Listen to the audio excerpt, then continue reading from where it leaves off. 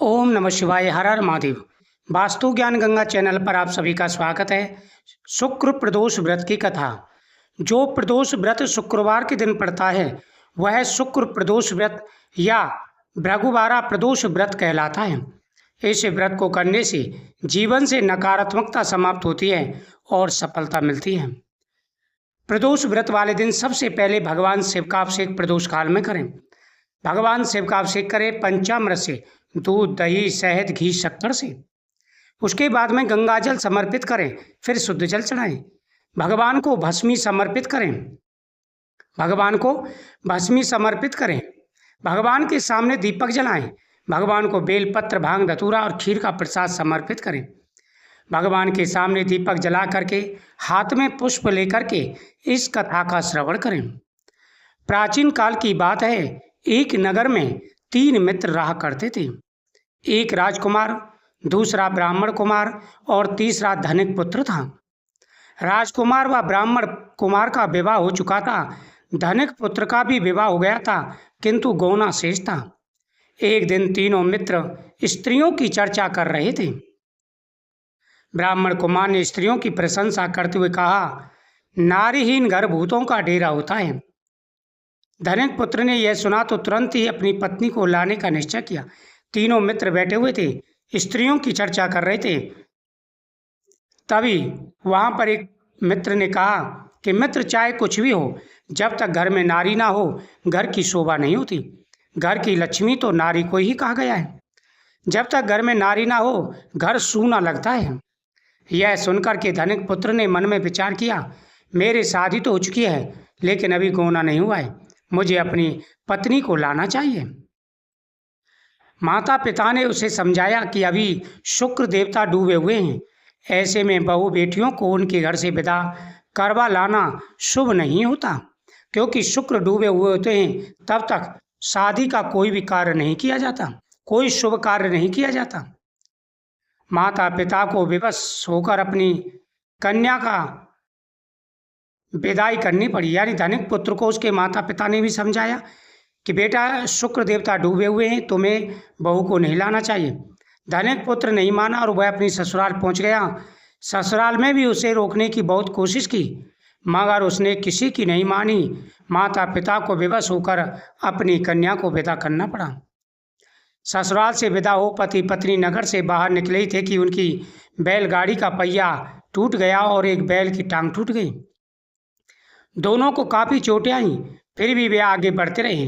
कुछ दूर जाने पर उनकी भेंट डाकुओं से हो गई। डाकू धन्य धान्य लूट ले गए। दोनों रोते पीटते अपने घर पहुँचे।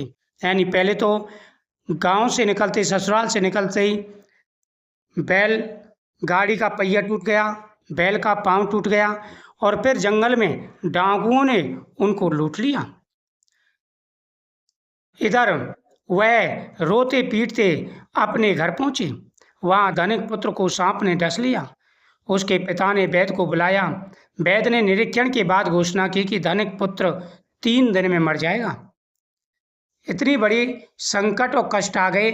जो व्यक्ति बुजुर्गों की बात नहीं मानते, अपने मन में अभिमान रखते हैं, किसी के प्रति सम्मान नहीं रखते, उन्हें इसी प्रकार के कष्टों का सामना करना पड़ता है।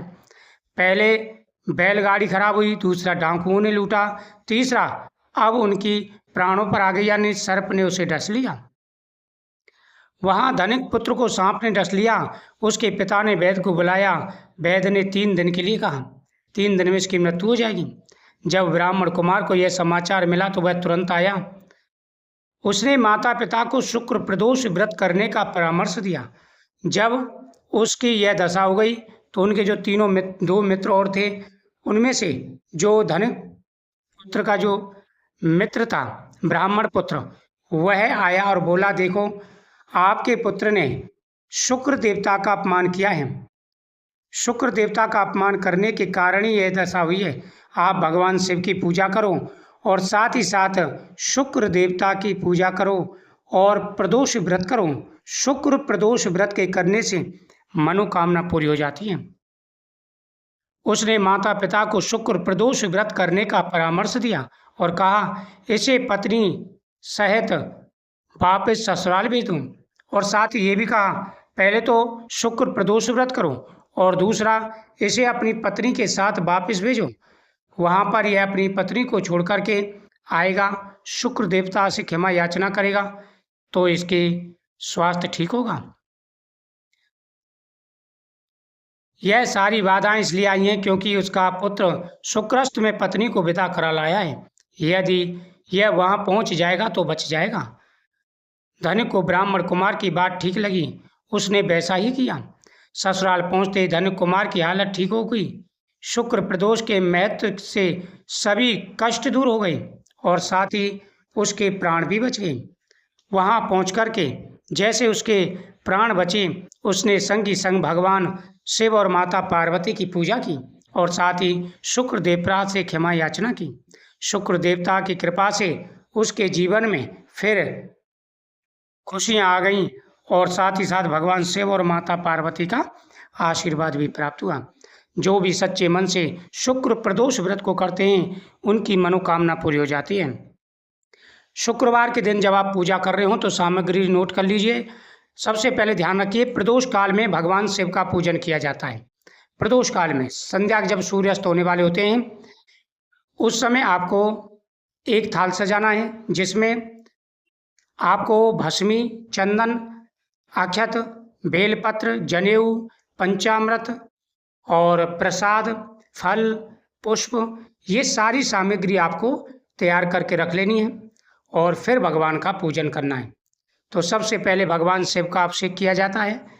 ओम नमः शिवाय मंत्र का जाप करते हुए सबसे पहले भगवान शिव का अभिषेक करेंगे।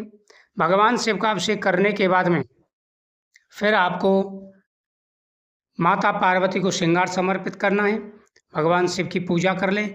बेलपत्र, भांग, धतूरा, जो भी सामान आप लेके गए हैं सारा सामान से चढ़ा दें। उसके बाद में भगवान के सामने चौमुखी दीपक जलाएं। आटे का, अगर घी का दीपक, जो गाय के घी होता है उसका आटे का दीपक बना करके चौमुखी भगवान शिव के सामने इस दिन जलाया जाता है तो मनोकामना पूरी हो जाती है। यदि आपके मन में कोई कामना है, जैसे व्यापार की हो, शादी की हो या नौकरी की हो या हेल्थ की से रिलेटेड हो, कोई भी इच्छा अगर आप बोल कर के ये व्रत शुरू कर रहे हैं तो वह आपको बोलना है, भगवान के सामने संकल्प करना है और फिर आपको व्रत प्रारंभ कर देना है। आपकी मनोकामना पूरी होगी। घर के अंदर लड़ाई झगड़ा कलेश नहीं करना चाहिए। यह दिन बहुत बड़ा दिन है, पवित्र दिन है, इसलिए घर के अंदर कोई भी लड़ाई झगड़ा नहीं होना चाहिए। इस बात का विशेष रूप से ध्यान रखना है। घर के अंदर तामसिक भोजन नहीं बनना चाहिए। घर के अंदर कोई भी तामसिक चीज़ नहीं बननी चाहिए।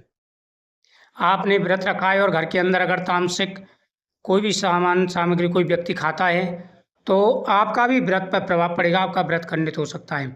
इसलिए विशेष रूप से ध्यान रखना है। घर के अंदर कोई भी तामसिक सामान नहीं बनना चाहिए, खाद्य सामग्री।